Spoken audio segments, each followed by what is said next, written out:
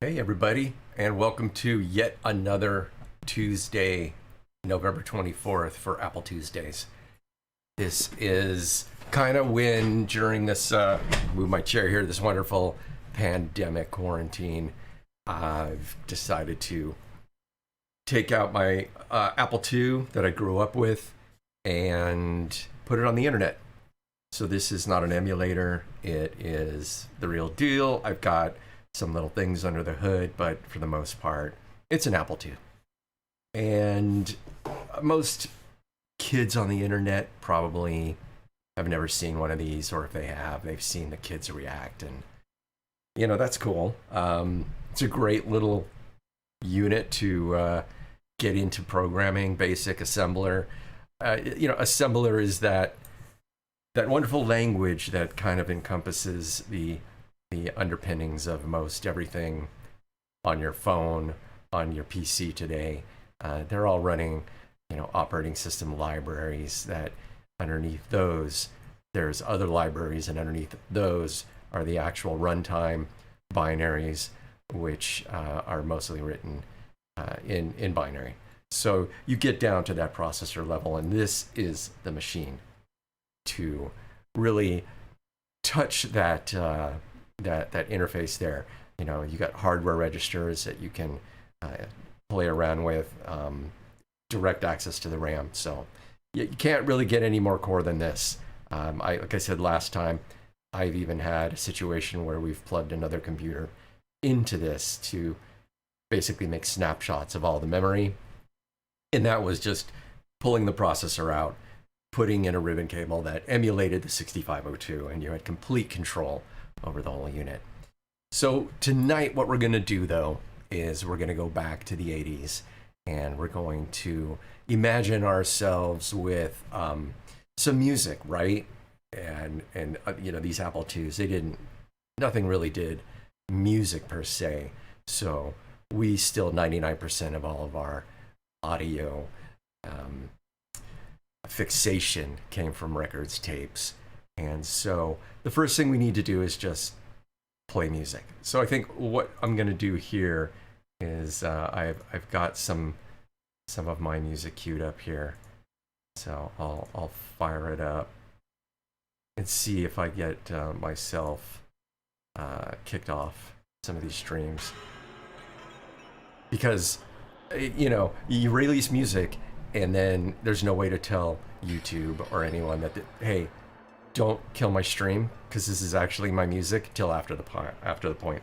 So anyways, we have background music, and what we're going to look at tonight is Fire Organ. Fire Organ was one of those programs you can buy that was kind of the equivalent of a lava lamp. It was a digital light show per se. It wasn't really something that you would put up against a wall and maybe project it with a lens so it would create some sort of trippy Eno kind of light show. No, this was something that you just turned your color monitor and you tripped out to the actual graphics that were on it. And what it would do is it would take your keyboard A through Z and 1 through 9, and anything you typed, it would put up a different graphic, different animation, actually. And the paddle or joystick, if you moved it, it would affect it somehow. So let's get started. This is what you would do to chill out. And by the way, we're listening to Xenon. This is a side project a long time ago, which is on the Bandcamp page. But I figured it would be appropriate. So I have it as an image on my floppy emu. So we'll just go ahead. I've already got it ready to go. So let's boot this.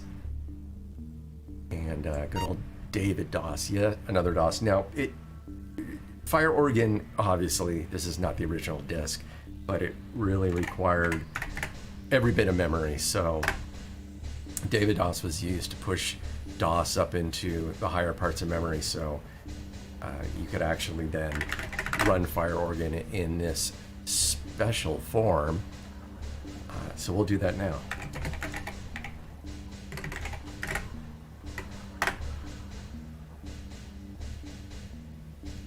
So here you see space bar, well, that went by fast, but basically 1 through 9, A through Z, use the paddles, do something. And here's fire organ. So I figure anyone who's interested can go ahead and capture this later, rip it from YouTube, use the graphics in some insane way, because that's what this is for, right? So let's start with A, and we'll work our way down. So we have our fire organ front screen here. So here's A, just to give you an idea. I'll spend time on this one, and then we can kind of whip through the other ones. So our XY axis here, for this one, what I found is if you go all the way to the left, it slows down the animation. If you increase the X axis, I believe it's X, it'll speed up your animation. So, does this look amazing? For 1980s, yes it does. So, it still wasn't the same as an Atari or a Commodore with their sprites, but there was something unique about this, and it was, sprites are pre-made, right? They're individual bitmaps that you can move around. They're sprites. Mario's a sprite. He's made up of several various images to make him look like he's running, but each one is an image. So what we're seeing here is the actual plotting of the XY coordinates, the lines, in real time. And eventually you're left with kind of a unique show here. So we've got one way is the speed, right? And then I believe the other way is the duration of the animation. So if I go all the way down, 255 is what that is. So we're gonna get the longest stream of animation as fast as possible. So, you know, you could always go online, get an emulator for an Apple, and find this image and run it with the speed, not real speed, just let it go hog wild, and it probably will go too fast. You'll kind of miss out on it, but some of them are pretty trippy, pretty fun.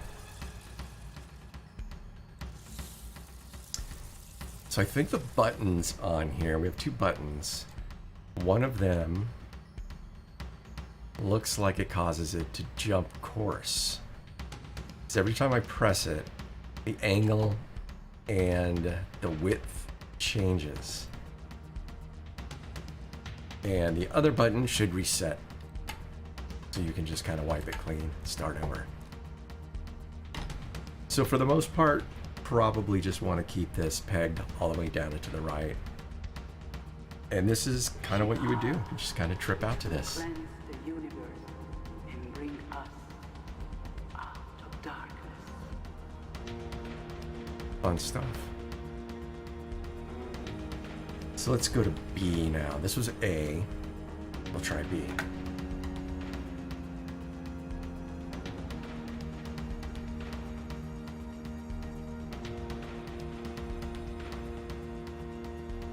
So button 1 changes the color. 2 is still reset.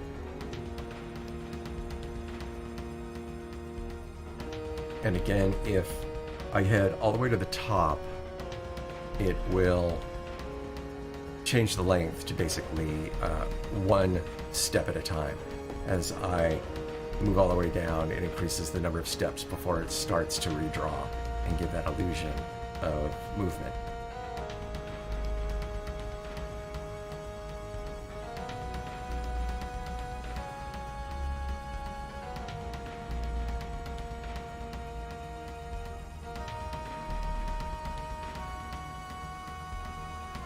So it looks like the only colors here are this orange and cyan.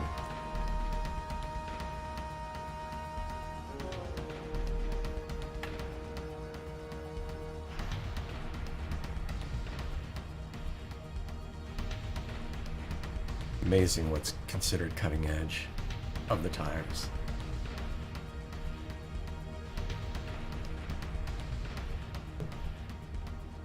Don't laugh at my water.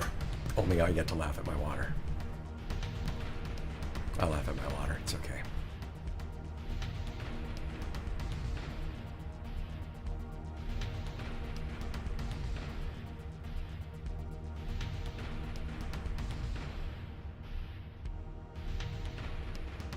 So I do have this set up, so I can go, gotta kind of do some trick moves here.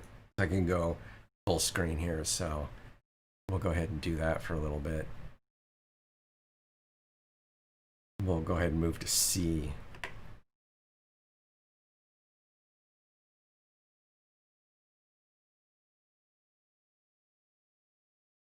Oh, what I wasn't counting on is when I switched full screen, I forgot that I did not drop my music into this OBS scene. Talk about fail. We'll go back here. I can do this at least. There we go. That's fine. Hey, if you're smart enough to rip this off of YouTube, you're smart enough to know how to crop a video.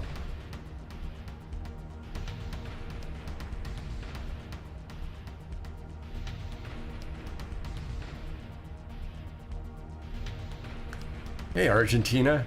Wow. What time is it there? I don't have my world clock up. Yes, Bruno, you know, it's very easy to fix.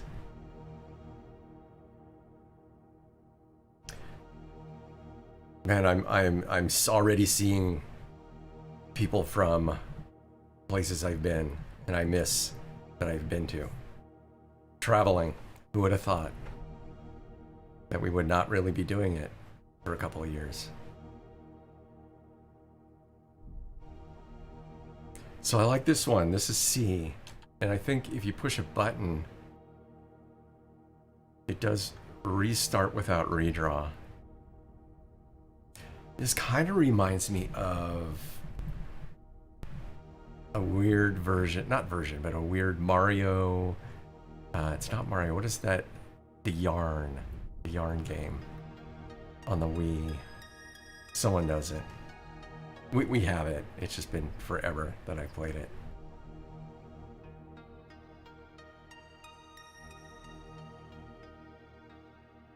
Yeah, I'm hoping too, Bruno, that we hit something in 6 months that's very promising, and then maybe 3 months of making sure we all don't turn into horseshoe crabs or weird aliens, and then we can start doing events again, start moving around.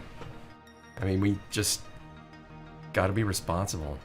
I don't want to be the one to like get someone sick or get sick, so.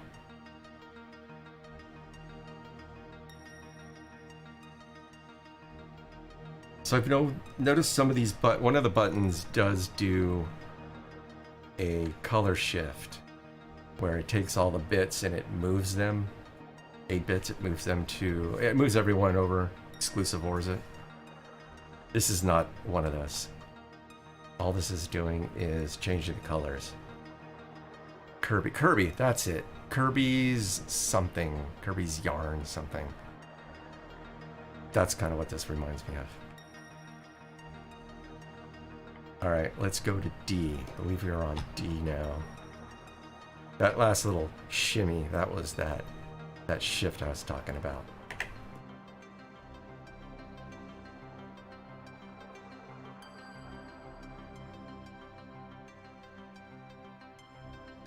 So I really hope somebody finds these one day and throws them into a music video that they're doing. Like someone's gonna be, we really need some real shitty 8-bit graphics that just moire pattern the hell out of stuff, and where can we get those? And see, you can get them right here. Right here. They're all ears. So there you go. That's button 1, and it's done that shift, which changes everything to that classic like cyan red to purple green. And this again is one of the methods in a lot of games you'll see on an Apple II that they use for collision detection. So the easiest way is when you're moving an object and you're looking at the screen, and instead of trying to deal with like, did it hit it? I don't know. You just read the actual screen area and check the bits, the 0 through 7 bits. And as long as your certain shapes are always the even bits and your collision ones are odd bits, if you end up with an odd bit in your screen area, you've collided. And then the side effect is you do get these moire patterning shifts that keep going on. But it's quite effective. It's also weird, it also doesn't work some of the times. Some people will try to do collision detection and won't realize that the two images can be touching, but they're only checking to see the bits, but on the screen it's taken up 8-bit positions, right? You know? But so they're touching, but nothing explodes, and you get all pissed off because you're like, it totally touched it. It's because they were looking at the bits and not really doing their job. All right, let's go on to E.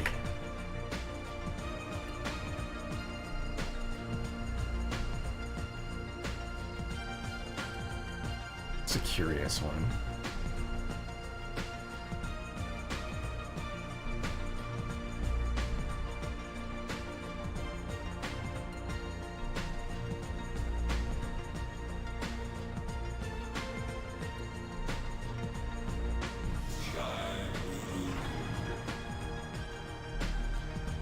So here's one where if you turn it all the way up, if you actually have all the paddle joysticks turned up, you would think it would be more flowing, more going on, but it's actually, you want to kind of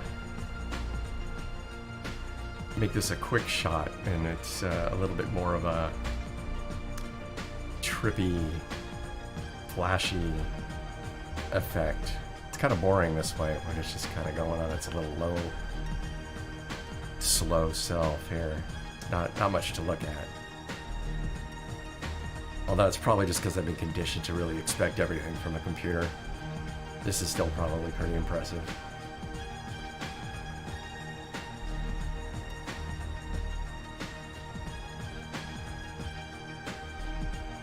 Let's try F.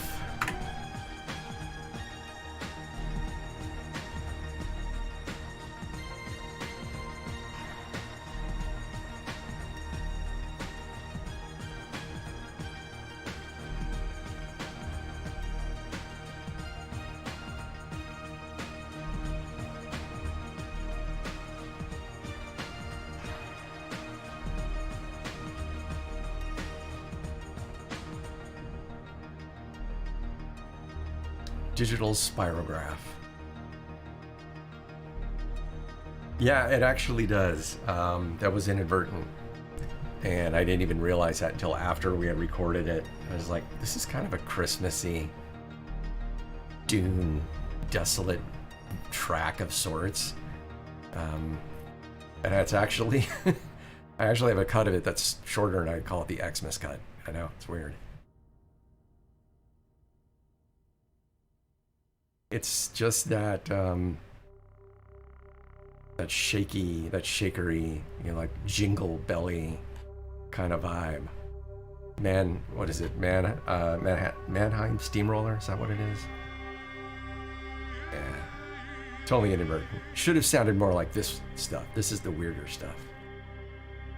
Don't worry about it, Eddie. That's okay. It's possible Bruno may be able to help. Thank you. Thank you. Revolt was fun to do. Had a lot to say for that album. Looks like the Revolt worked here, thankfully.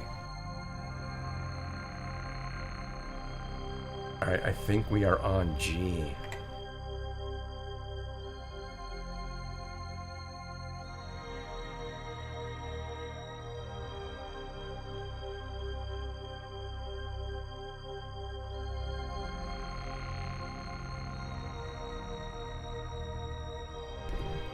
So back when this was released, I would expect you would have a projector, a 3-gun, 650-pound projector, right? And this would just be projected against the wall in your bachelor pad to impress anyone, which some of these probably would back then. I remember going to the Federated Group. I would drive there from LA to Torrance, and I knew the manager. For some reason we clicked, basically because of the Apple II, and traded software and programming ideas. But he also had the Atari 800 set up there on a big giant screen with Star Raiders. So that's when I really got into the Atari, and eventually got an Atari 800, was because of Star Raiders.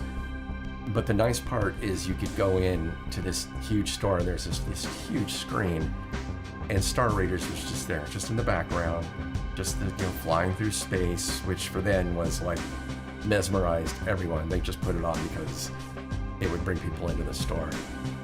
So I suspect if you had something like this going on in the store, it would be all over. And for the most part, Atari did eventually come out with the C240, the color organ, which I have one, and you can see. I'm pumping it into quarantine now. It's the C240 with the diamond pulses, and I've got the TRS-80, or not TRS-80, the Coco, and it's got its music kaleidoscope, and then this Apple itself. There's a microphone up here in a hardware box, and I have the waveforms displaying on the side. So I've got 3 8-bit computers doing a real-time light show to the music. Nerdy stuff. Moving to H.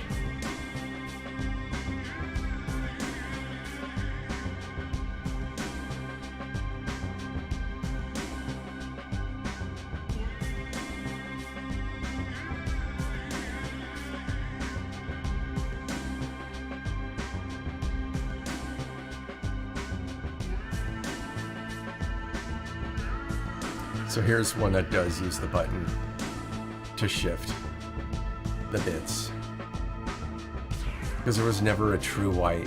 If this was a monochrome screen, it would be white, but because we're on a color display, the white dithers depending on which way you shift the bits, so you get this weird effect going on here.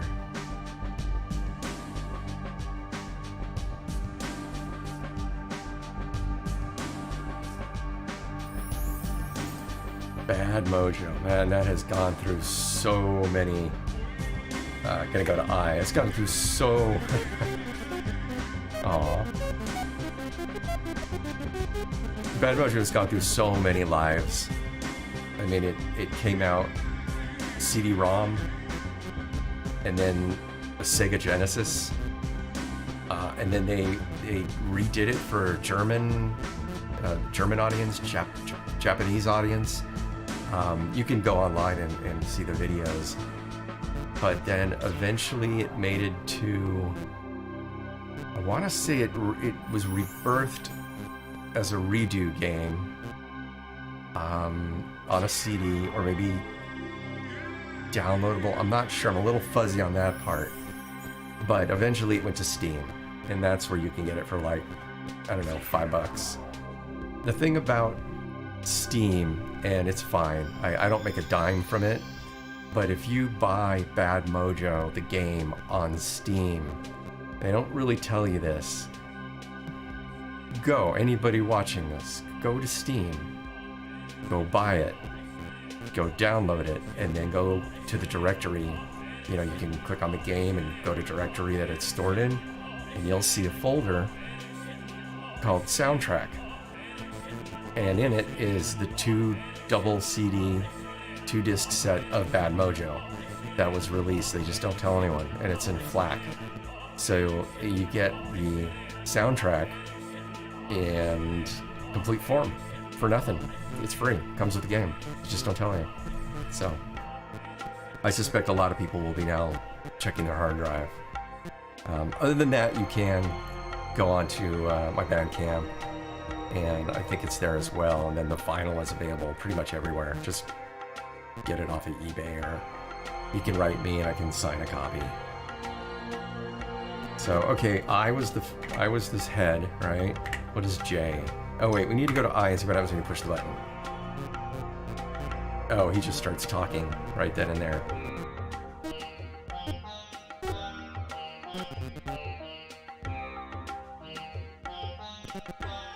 Yeah, okay, nice. It's kind of that's where nightmares come from. Let's go to J.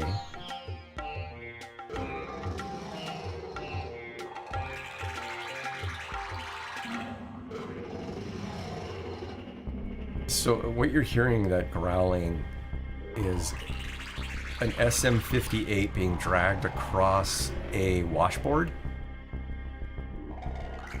And, oh, what are the bubbles? I think the bubbles are just actually bubbles. I don't know if we destroyed a mic doing it. Obviously, they've been processed.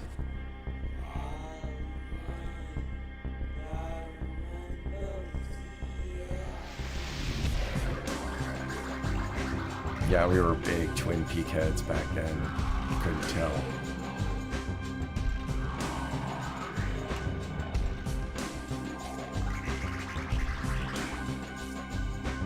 Alright, let's go to K.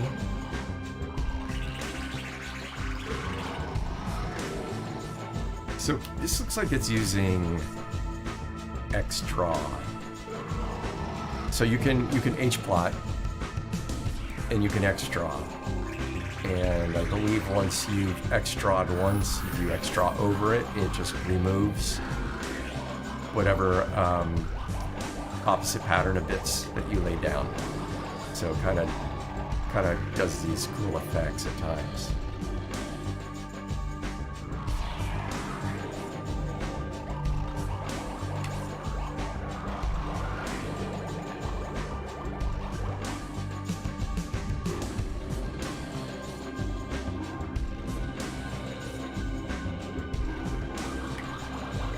Alright, let's go to L.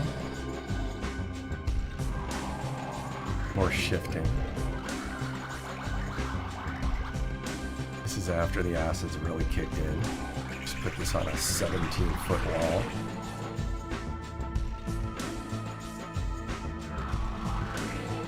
Do you think if you did watch this while tripping back then that your trip would turn into 8-bit?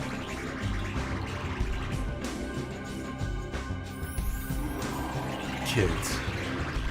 They just see Google's deep dreaming and get all spoiled with high-res graphics. M blinds you, just so you know. M totally blinds you.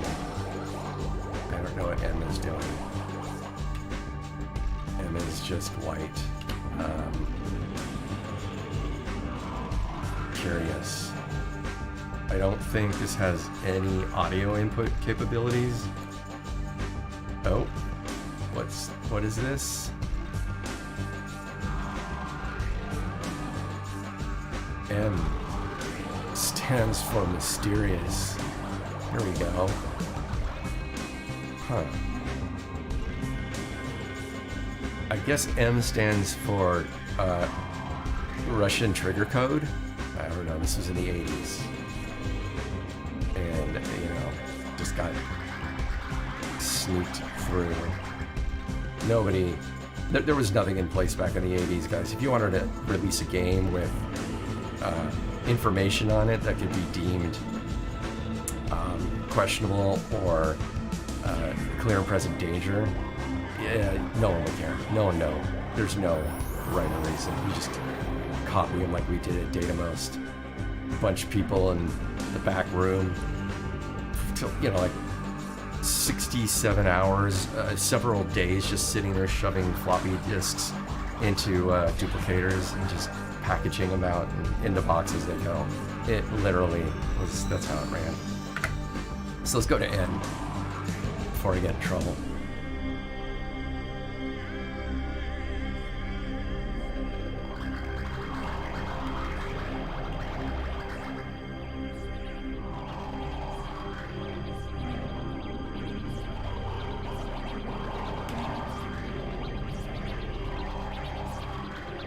Not much there, bunch of lines. Move to O. The star field with movement.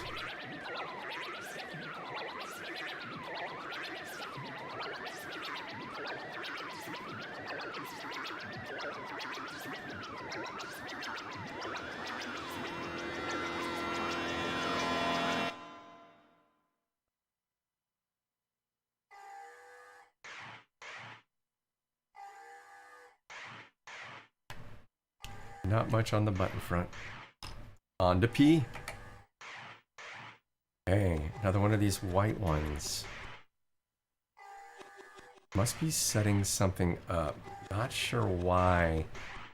This maybe do well. No, this is my own image. I know the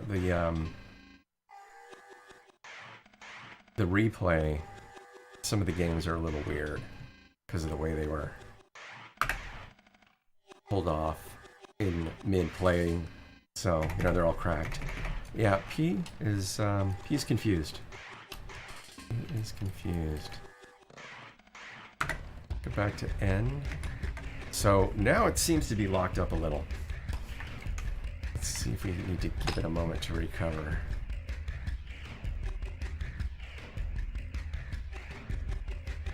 I've probably used Fire Organ longer than anyone ever has, ever.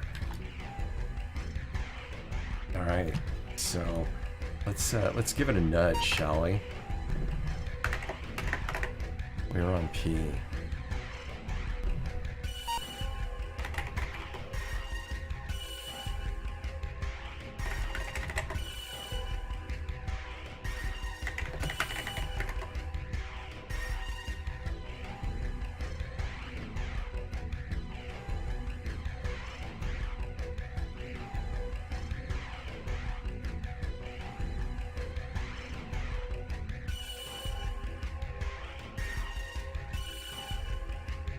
All right, back to P. Right back to white. It's fighting with something. It's trying to do something. But I don't think it's going to recover.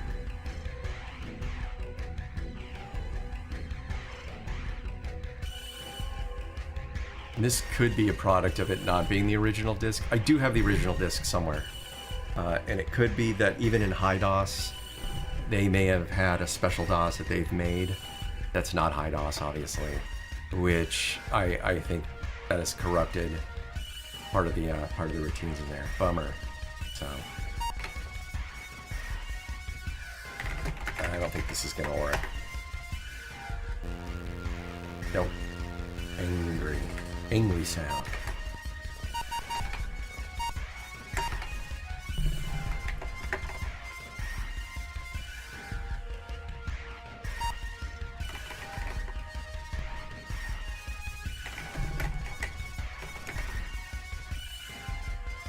So we'll go straight to Q.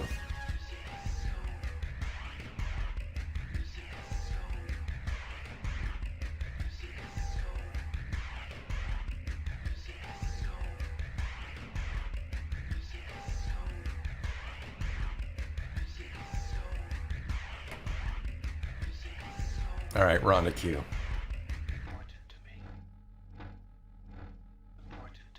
That's a hot mess right there. Complete with a crack in space and time.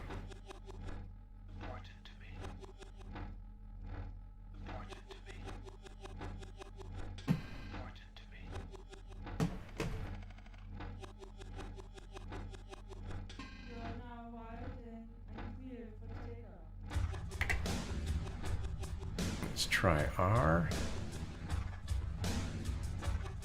That's pretty cool. Kind of granular.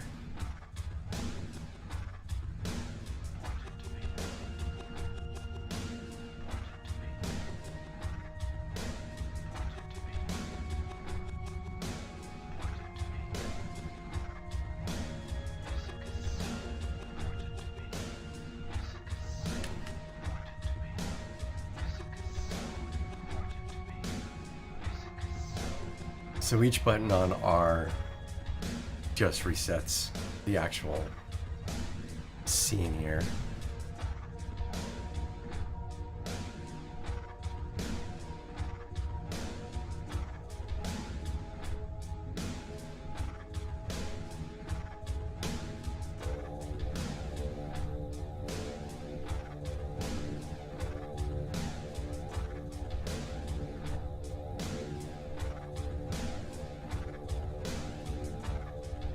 All right, moving to S. Ah, square. S is for square. Who would have thought? Turn it to triangles when I hit the button? No, just, oh, it does do something different. squares from the side. Try it again. And again.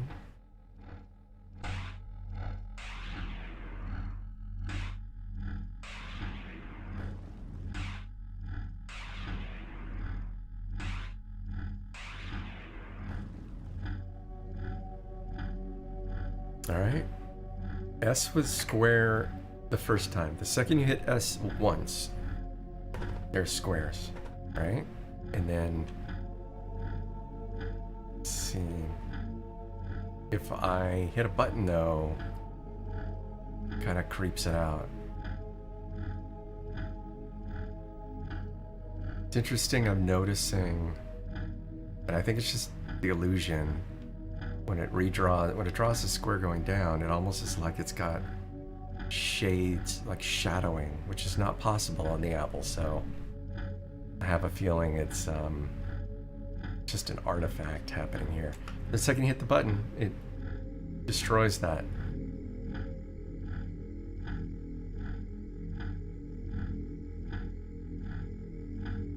Hey, what's up, who? Welcome to 8-Bit Land. Alright, let's go to T.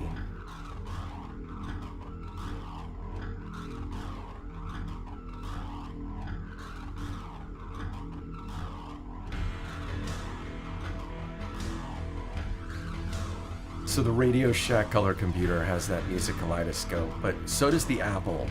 And I used to take the Apple to House of Usher and actually feed it the audio, throw it into a projector, and shoot the pattern onto either a wall or the dance floor.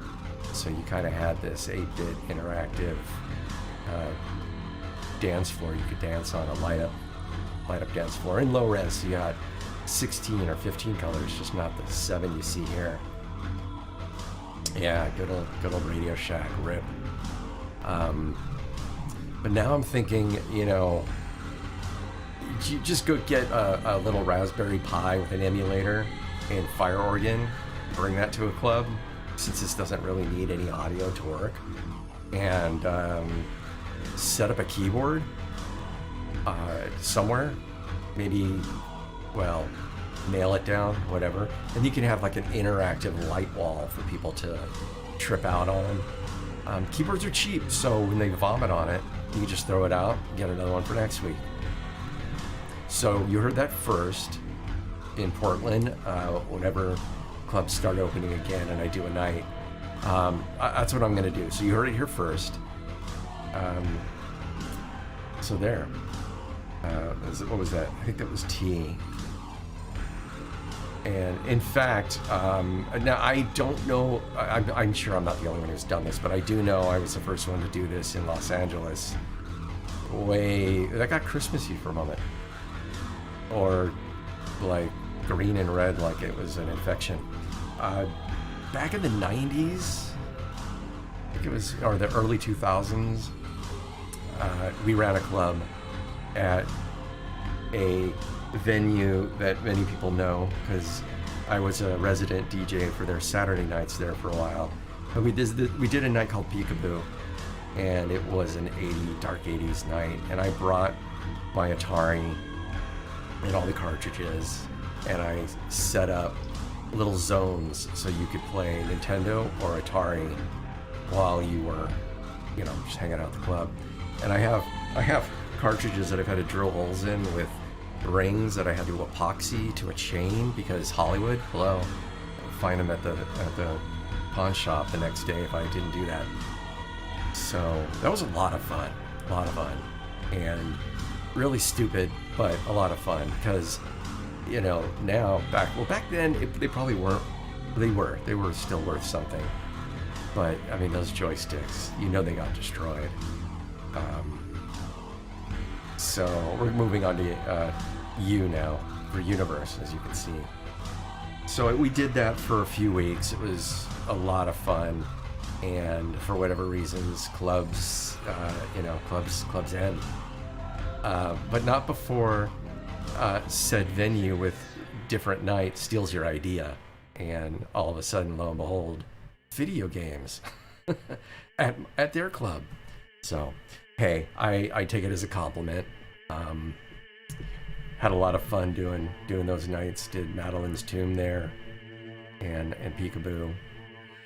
And then Resident for quite some time, on and off. But as in Hollywood, all good things come to a strange end where you're just randomly accused of shit that you have no idea what's happening, because people just like to screw you over, because that's Hollywood. So that's pretty much why I had to leave. It was a bunch of lies from competitors about stuff, and next thing I know, a whole bunch of stuff happened that never happened. It's very bizarre, but it was a lot of fun.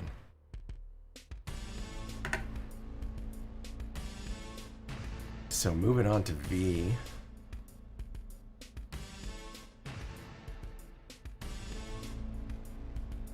Viscuous. So the other button here looks like it introduces a different seed, because the pattern is changing. Even when it resets like this, they are following some sort of seed, it looks like, based on speed, distance. Now if I hit it again, now it looks like we're not as fast.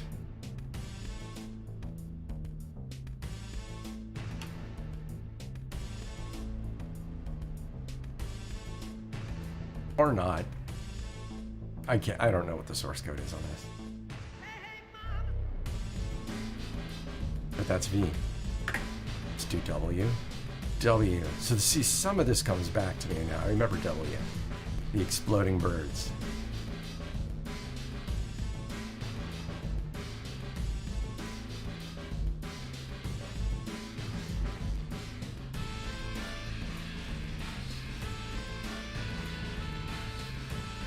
So did I.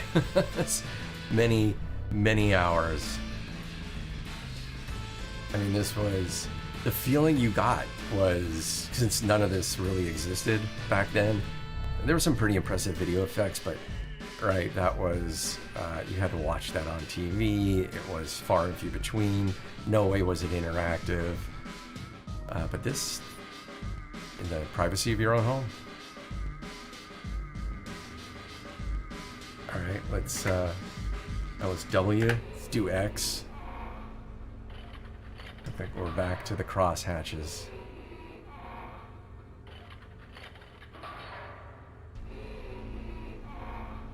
So you can go through the credits on here, and several of these were made by different people. So that's probably why we're seeing some repeating themes. It's not a whole hell lot you can do on an Apple eventually, H-plot, XY. So you're gonna come up with similar themes.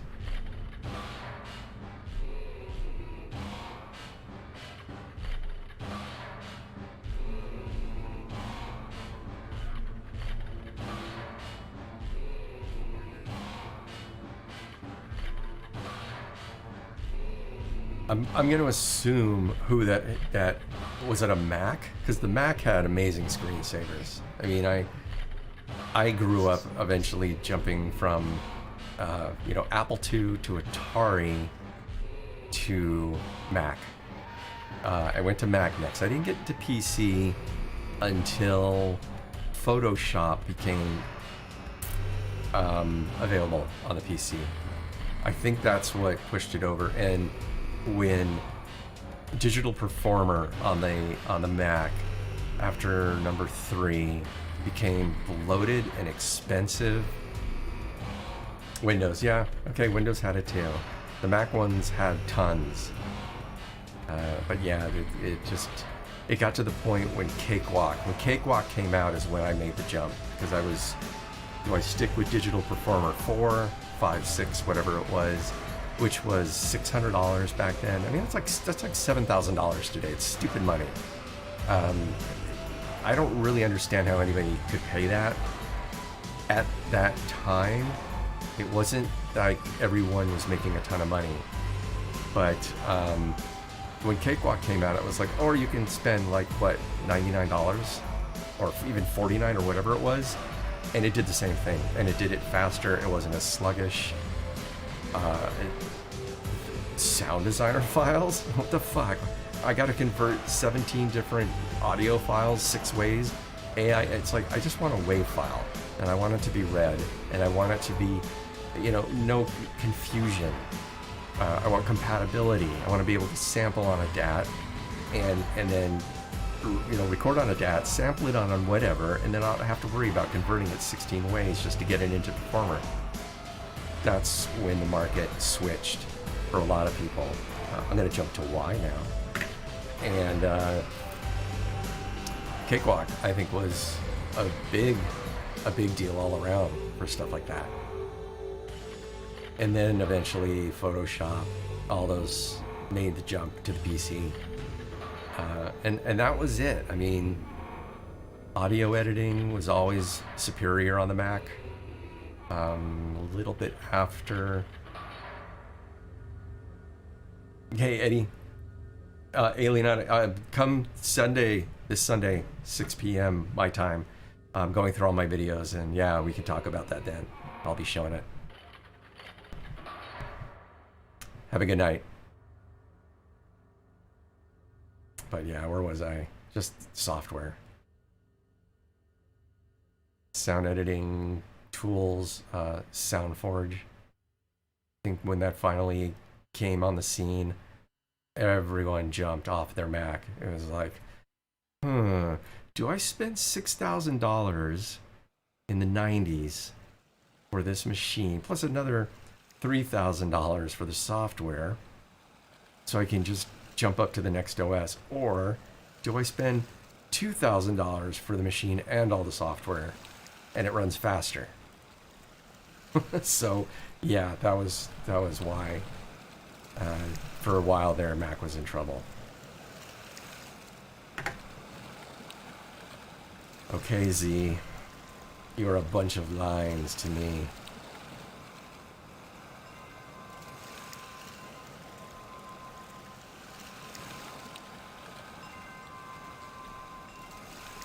Number 1.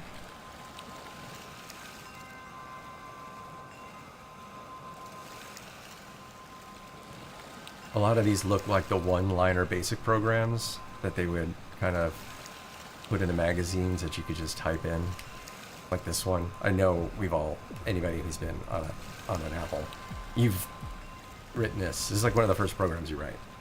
Oh, look at that dithering. Oh, that's beautiful.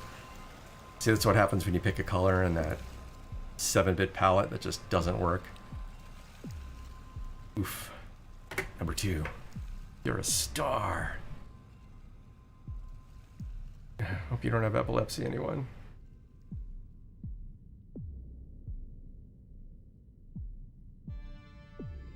Number 3.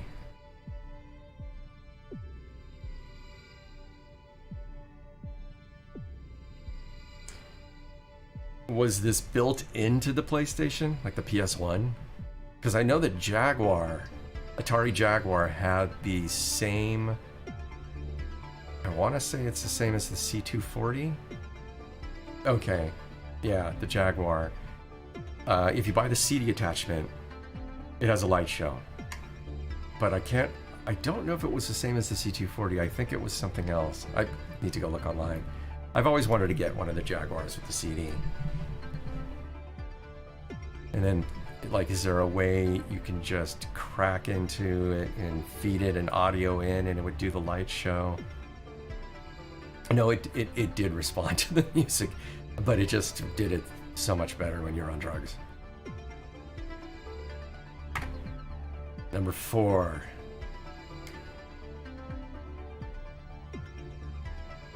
Let's see, this is not slowing down when I move the joystick, so these are running on their own. Number 5. Oh, we may be out of luck again. We jumped to 6. No. I think we lost it again. No, we got it back on 3. But it died on, let me see if 6. No, let's go back to 3.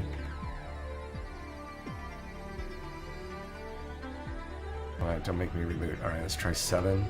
There we go.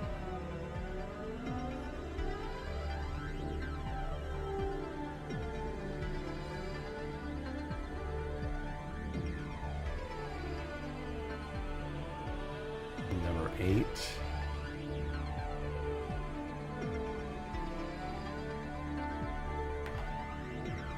And finally, number 9. Which is a bad nightmare. You can see those fine lines against the purple and red, making those green blocks. All the blocks. This is the perfect example of what never to do on Apple II graphics. Ever.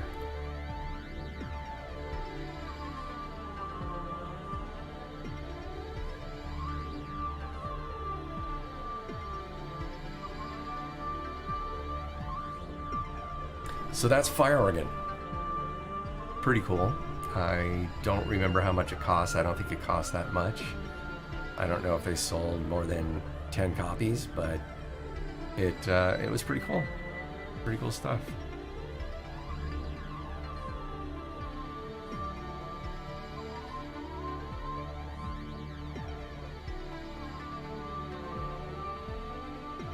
You know, it looks like there's some fractal art going on in some of these Murray patterns. It looks like Bob Ross right in the center top triangle there. Nope, not anymore. Now he's getting his skin ripped off. He's gone. Or that's what you would see when you would watch this in the 90s or 80s or whenever. So yeah, if you've stumbled across this in YouTube land or wherever this ends up, feel free to download this any which way you can. There's a number of ways. And just rip out the graphics as you see fit. No one's going to care. This stuff is ancient. It's no longer accessible. You can't buy it. You might be able to find the Fire Organ image online somewhere. It's not part of the ROM or the Total Replay kit, so there's some things that are just not on there that I've just acquired over the years, but it could be out there that you just grab. Not yet. Maybe. I may need to make a very specific... Well, actually, no, I lied. And next week on Sunday, I touch a little bit on that. There's one video that I actually did use my Apple II for, and there are graphics in it. They are graphics that I did. They're cheesy and cheap, and that's all the Apple II was. Well, back then it wasn't. They were $1,200, $2,400 machines. But yes, there is a video that they're used in. You may know of it, but I'm just gonna let everyone know what it is next week for my final watch party of all the Exorcist videos.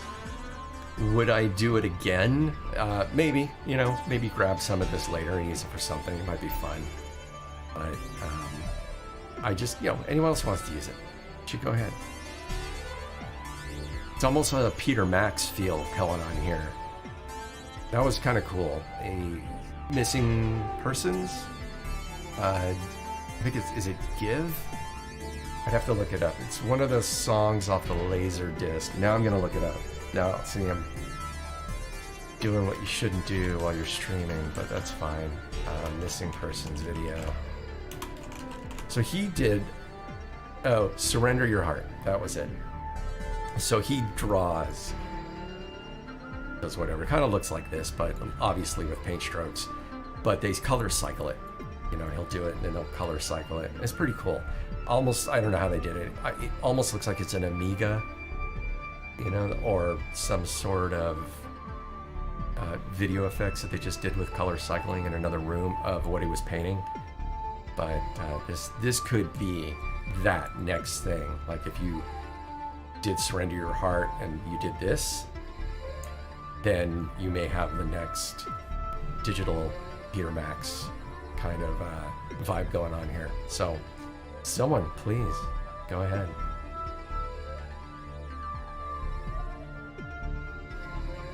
I might as well look up color organ or fire organ and see if I can learn anything more about this since I didn't prepare. So it looks like it is. Is it on the Virtual Apple II Online Disk Archive? Yes, it is.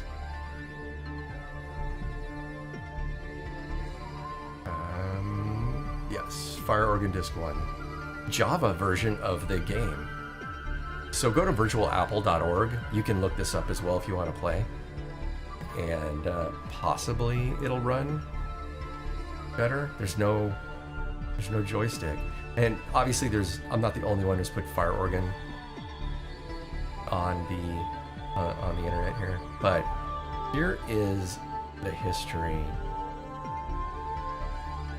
Looks like 1982 is when this demo first came out. Oh, there's so many virtual apples now. They just run in your browser, run on your phone. It's ridiculous.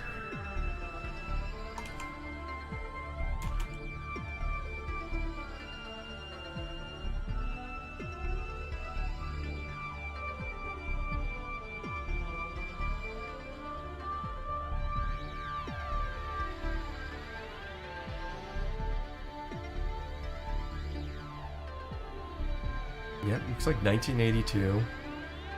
It was part of the CMAC programming language. So it had its own programming language. Probably similar to Logo, I would think. A little bit more graphic oriented. So this may be a demo. Not sure if it ever was really supposed to be for sale. But yeah, just look up Fire Organ. You'll find it. Pretty cool. Anyways, thanks for joining me tonight. I'll let you guys go. I may get back on later tonight, but tomorrow I will be on with Weird Wednesdays, starting at 8 o'clock, and that's when I play weird stuff, weirder than what you're hearing now, because I don't really consider Xenon to be that weird, but it could be to some people. But yeah, so tomorrow, join me on Twitch, 9 o'clock, and then Saturdays. No, 8 o'clock tomorrow, 9 o'clock on Saturdays. That's when it's balls to the walls. So, have a great night. Thanks for stopping by, everyone. Thanks, Who. And I'll see